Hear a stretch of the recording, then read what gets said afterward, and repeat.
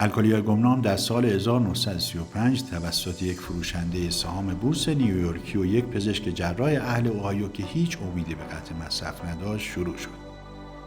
اونا با تلاش برای کمک به الکلی‌هایی که از الکلیسم در رنج بودن هوشیار موندن و به این صورت الکلی‌های گمنام را پایه‌ریزی کردند.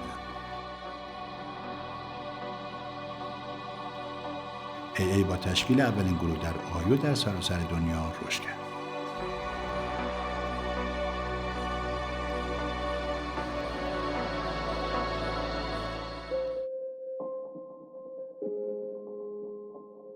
شهرامم یه الکلی امروز 7 سال و 1 ماه و 20 روزه که پاک هستم.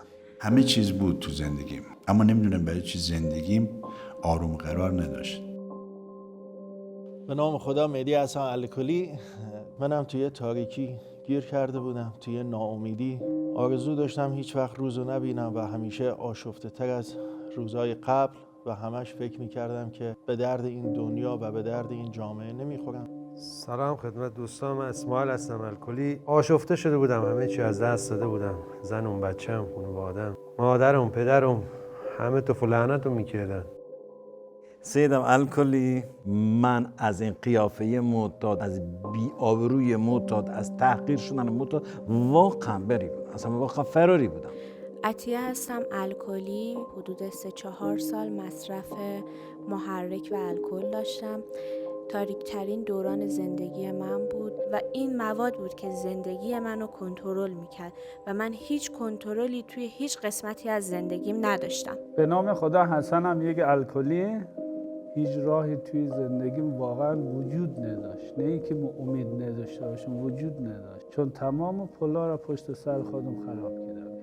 هیچ فردایی رو دوست نداشتم. همون روز تصمیم گرفتم خودکشی کنم ولی نتونستم.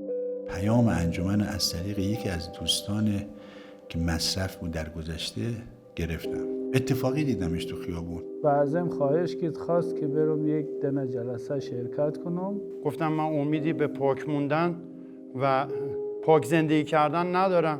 گفت این جلسه با جلسات دیگه فرق میکنه. با ترس رفتم تو جلسه و دنبالی بیام که آیا میشه به اینا اعتماد کرد؟ نمیدونم چه اتفاقی افتاد که یک نیروی اومد تو وجودم که تو هم میتونی پاک زندگی کنی، تو هم میتونی مثل اینا باشی. به نام خدا، سید مهدی هستم الکلی.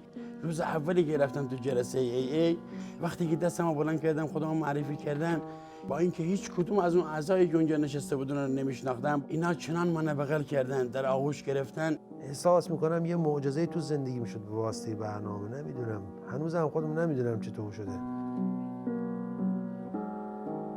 اینه که شما چند سالته، نمیدونم چقدر مصرف کردی، کجا بودی، تو چه وضعیتی بزرگ شدی، چی داری، چی نداری. اینا هیچ کدوم از اون ملاکایی که ما فکر میکنیم توی برنامه نیست. شاید خیلی جا خیلی این مسائل برای عضویت مطرح باشه. من توی انجمن که وارد شدم فقط یک اسم بودم و نیازی نبود که خودمو به کسی معرفی کنم و جزئیات زندگی منو نیازی نبود کسی ازش باخبر بشه. و از اون روز تا همین الان 13 سال و 7 ماه و 27 روز دیگه وسوسه مصرفم حتی ندارم. اگر الکل تو زندگیتون مشکل به وجود آورده، با الکلی‌های گمنام تماس بگیرید. الکلی‌های گمنام رو میتونید در سایت aairan.org پیدا کنید یا با شماره تلفن 051 362 162 تماس بگیرید.